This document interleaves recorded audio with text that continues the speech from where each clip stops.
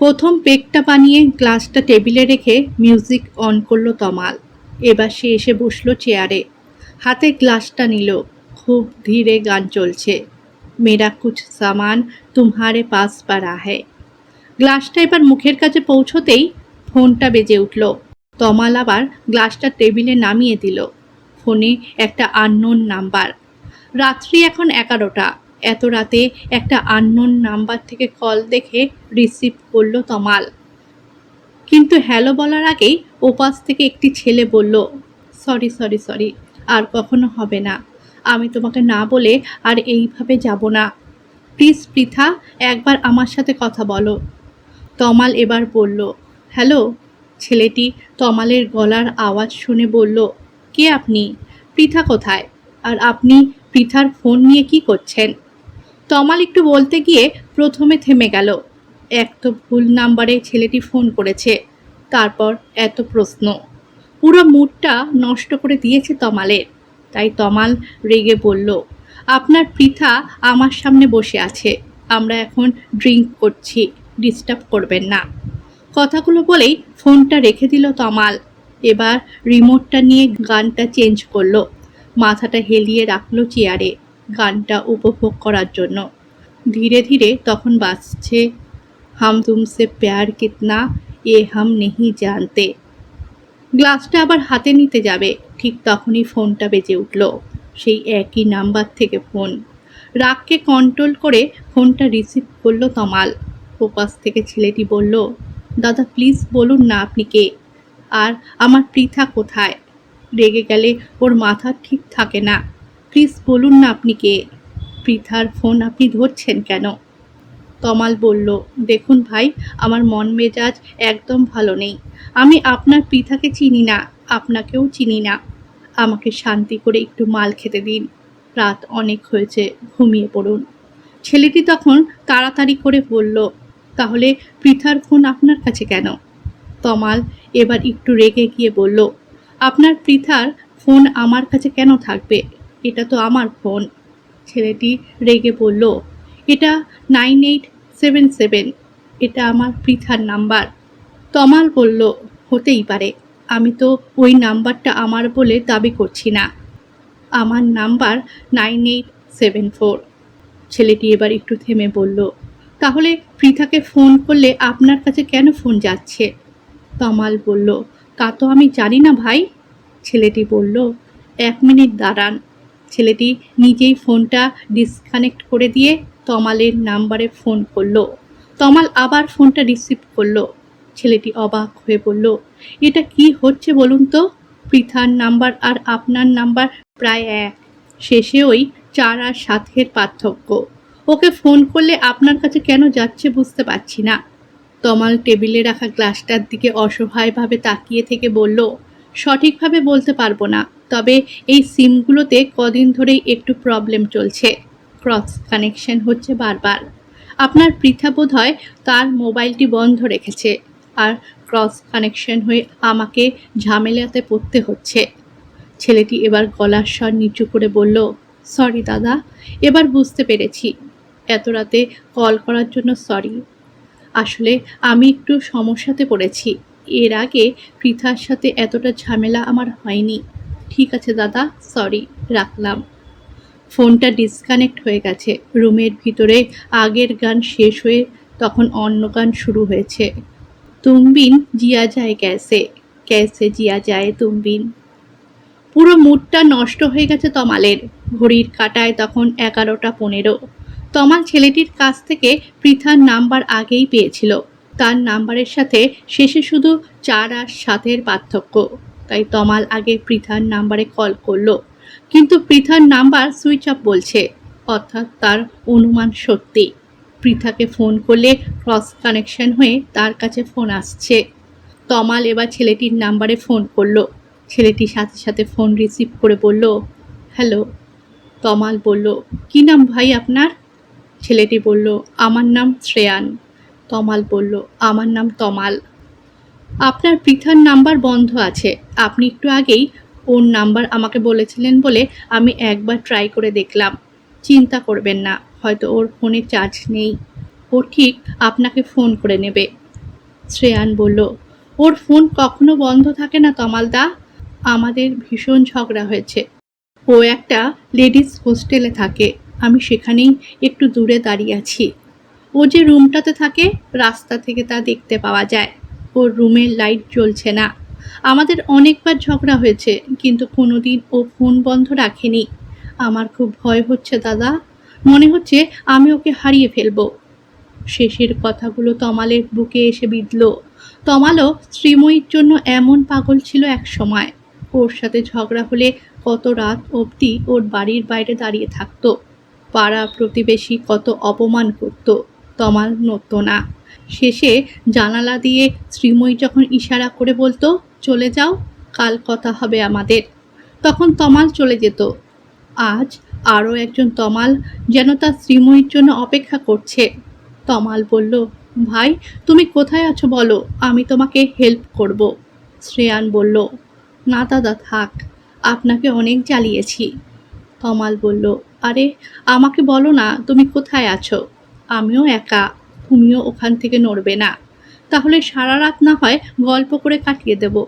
শ্রেয়ান এবার একটু যেন ভরসা পেল। সত্যি বলতে ওর মানসিক অবস্থা এখন একদম ভালো নয়, তাই তমালকে ঠিকানাটা দিল। তমাল বলল, একটু অপেক্ষা করো, আমি যাচ্ছি। ঘর থেকে বেরোনোর আগে গ্লাসটা টেবিল থেকে সরিয়ে ফেলল, মিউজিক অফ করলো, গাড়ির চাবিটা নিয়ে বের হলো তমাল। শ্রেয়ানের দেওয়া ঠিকানায় এসে পৌঁছালো সে। রাত্রি প্রায় 12টা। কেউ কোথাও নেই। দূরে একটা বাইক দাঁড়িয়ে আছে। গাড়িটা নিয়ে সেখানেই গেল তমাল। গাড়ির আলো পড়তেই শ্রেয়ান উঠে দাঁড়ালো। তমাল গাড়ির দরজা খুলে বেরিয়ে এলো। শ্রেয়ান আমতা আমতা করে বলল, তমালদা। তমাল বলল, হ্যাঁ আমি তমাল। দুজনে আগে হাত মেলালো। তারপর শ্রেয়ান বলল, সরি দাদা, ক্রস কানেকশনের জন্য আপনাকে এতটা জ্বালাতন ভোগ করতে হলো। তমাল বলল, আরে ঠিক আছে, তা কি হয়েছে একটু বলো তো ভাই। শ্রেয়ান বলল, আমি বন্ধুদের সাথে ঘুরতে গিয়েছিলাম পৃথাকে না জানিয়ে। তারপর ওখানে ড্রিঙ্ক করে পৃথাকে ফোন করে দিয়েছিলাম। আর পৃথাও আমার কথা শুনে বুঝতে পেরে গেল। তারপর কি ঝামেলা দুজনের। তমাল অবাক হয়ে বলল, পৃথাকে না জানিয়ে গিয়েছিলে যখন, ড্রিঙ্ক করে ওকে ফোন করতে গেলে কেন? শ্রেয়ান মাথাটা নামিয়ে বলল, মিস করছিলাম ওকে। তমাল গালিগালাজ দিতে গিয়ে কোনো রকমে নিজেকে কন্ট্রোল করে নিল। তারপর বলল, পৃথার হোস্টেল কোনটা? শ্রেয়ান আঙুল দিয়ে দেখিয়ে বলল, ওই যে ওইখানে। তমাল বলল, চলো দেখছি কথা বলে। শ্রেয়ান তাড়াতাড়ি করে তমালকে থামিয়ে বলল, আরে দাদা করছোটা কি? ওখানে নাইট গার্ড আছে, আমাদের মারবে। তমাল বলল, ওখানে আগে যাই আমরা, তারপর দেখছি। শ্রেয়ান আরও কয়েকবার বাধা দেওয়ার চেষ্টা করলো, কিন্তু তমাল থামার ছেলে নয়। হোস্টেলের গেটে এসে দাঁড়ালো দুজনে। দুজন নাইট গার্ড বললেন, এখানে কি দরকার? তমাল বলল, খুব বিপদে পড়ে এসেছি। এই হোস্টেলে একজন থাকে, তার খুব বিপদ। আপনি একবার ওয়ার্ডেনকে ডাকুন, তার সাথে কথা বলতে হবে। তমাল অনেক আকুতি মিনতি করার পর একজন নাইট গার্ড ওয়ার্ডেনকে ডেকে নিয়ে এলেন। ওয়ার্ডেন গম্ভীর গলায় বললেন, কি হয়েছে, এত রাতে কি দরকার? তমাল বলল, এই হোস্টেলে আমার বোন পৃথা থাকে, আমি ওর দাদা। ওর মানসিক অবস্থা ভালো নয়, ফোন ধরছে না, ওকে একবার দেখে আমরা চলে যাব। ওয়ার্ডেন প্রথমে আপত্তি করলেও পরে তিনি রাজি হন। তমাল আর শ্রেয়ান ভিতরে ঢুকলো। নাইট গার্ড দুজনকে আগে ভালো করে চেক করে নিল।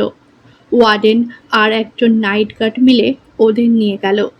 পৃথার রুমের কাছে এসে দরজা খটখট করতেই পৃথা ঘুম ঘুম চোখে দরজা খুলে শ্রেয়ানকে দেখতে পেয়ে বলল, তুমি এখানে কি করছো? তমাল সেই সময় ছুটে গিয়ে বলল, বোন তুই ঠিক আছিস, তোর কিছু হয়নি তো? পৃথা অবাক হয়ে তাকিয়ে রইল। কি হচ্ছে কিছুই বুঝতে পারছে না সে।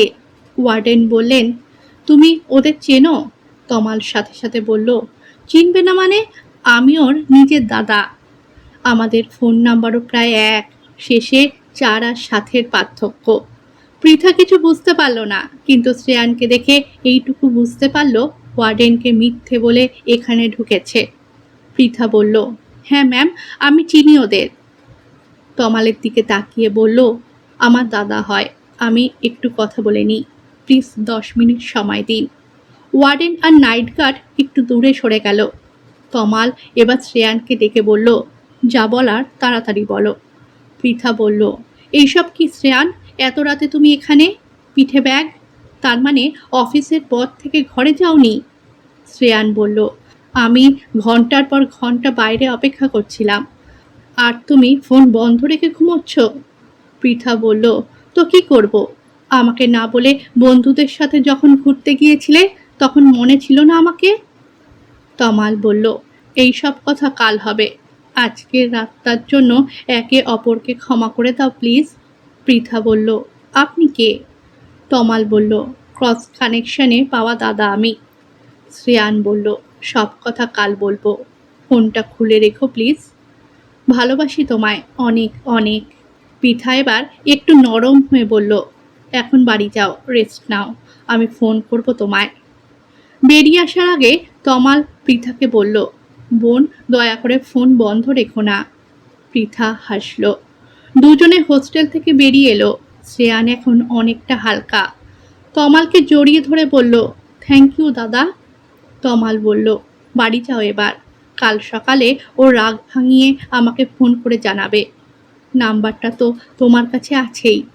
শ্রেয়ান হেসে বলল, ঠিক আছে দাদা।